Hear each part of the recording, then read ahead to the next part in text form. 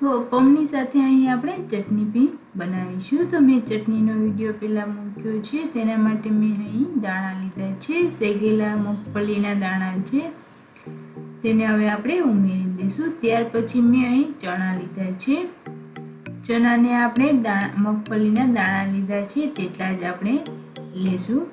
ત્યાર પછી હવે તેમાં તીખાશ માટે મેં મરચું લીધું છે અને તીખાશ માટે મેં લસણની કરી પણ લીધી છે. તમારે વધારે તીખાશ લેવા માટે તમે વધારે પણ ઉમેરી શકો છો. ત્યાર પછી હવે સ્વાદ અનુસાર નિમક નાખીશું. 1 સ્પૂન નિમક લીધું છે ને હવે તેમાં અહીં મેં લીંબુનો રસ લીધો છે ખટાશ માટે. ત્યાર પછી હવે તેમાં આપણે પાણી ઉમેરીશું. પાણી અહીં આપણે થોડુંક જ ઉમેરવાનું છે જેથી તે ચટણી ઘટ રહે. તો હવે તમે જોઈ શકો છો અહીં આપણી ચટણી બનીને તૈયાર થઈ ગઈ છે. આટલી ઘટ રહે એ રીતે આપણે ચટણી બનાવવાની છે. તો હવે આપણી ચટણી બની ગઈ છે. હવે તડકા લગાવી લઈશું. તડકા લગાવવા માટે મેં 1 સ્પૂન તેલ લીધું છે. હવે તેમાં આપણે રાઈ ઉમેરી દઈશું અને કડી પત્તા ઉમેરી દઈશું અને તેને ગેસની ફ્લેમ બંધ કરી દઈશું. તેને હવે આપણે ચટણી ઉપર નાખી દઈશું ને તેને હવે બરાબર મિક્સ કરી દઈશું. તો હવે તેને આપણે બરાબર મિક્સ કરી દઈશું. તો હવે આપણી ચટણી તૈયાર છે. હવે આપણે અપમ તૈયાર કરી લઈએ. અપમ બનાવવા માટે મેં અહીં 1 વાટકી સોજી લીધો છે. ત્યાર પછી હવે તેમાં આપણે દહીં ઉમેરીશું. દહીં અહીં આપણે ખાટું દહીં લીધું છે. મોળું દહીં હોય તો ડબલ લેવાનું છે. તો હવે તેને આપણે ઉમેરી દઈશું. ત્યાર પછી હવે 1 ચમચી ખાંડ નાખી દઈશું.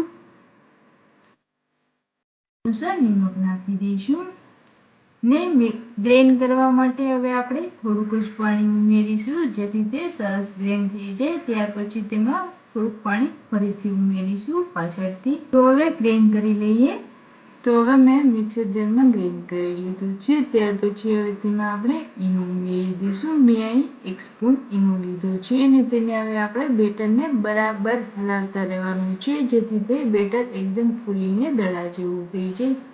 આ રીતે તેને આપણે 1 મિનિટ હલાવતા રહીશું.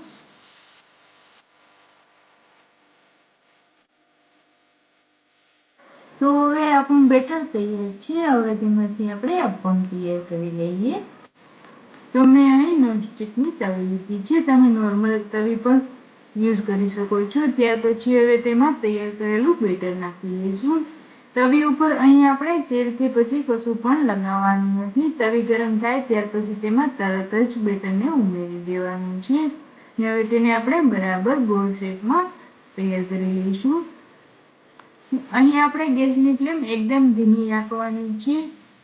ઉપરનું પડ ડ્રાય થાય ત્યાં સુધી તેને હવે આપણે ધીમી ગેસની ફ્લેમ ઉપર થવા દેવાનું છે. તેમાં તમે જોઈ શકો છો બબલ્સ નીકળીને આપણું અપમ અહીં એકદમ ડ્રાય થવા લાગ્યું છે. અહીં મેં લાઈવમાં જ વિડીયો રાખ્યો છે કેવી રીતના સુકાય છે ઉપરનું પડ તે તમે જોઈ શકો છો.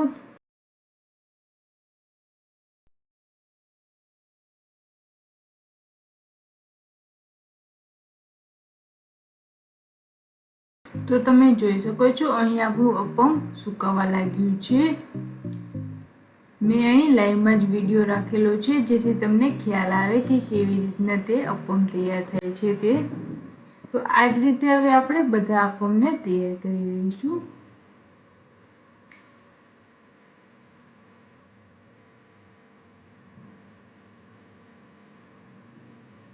બરાબર ઉપરનું પડ ડ્રાય થાય ત્યાં સુધી તેને ધીમી ગેસની આંચ ઉપર પકવવાનું છે.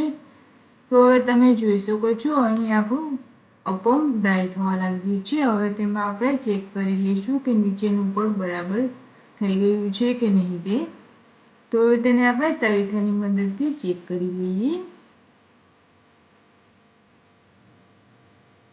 તો તમે જોઈ શકો છો સરસ અહીં આપણું પડ દેખાઈ ગયું છે. હવે તેને આપણે ગેસની ફ્લેમ બંધ કરીને નીચે ઉતારી લઈશું. તો હવે આ જ રીતે આપણે બધા અપમ તૈયાર કરી લઈશું. મેં અહીં બીજો અપમ કેવી રીતે બનાવું છું તે પણ મૂક્યો છે. તો તમે જોઈ શકો છો આ જ રીતે હવે આપણે બધા અપમ તૈયાર કરી લઈશું. તો તો હવે અહીં આપણા અપમ બનીને તૈયાર થઈ ગયા છે. એકદમ પોચા રૂ જેવા છે અને ખાવામાં પણ એકદમ મક્ખન જેવા છે.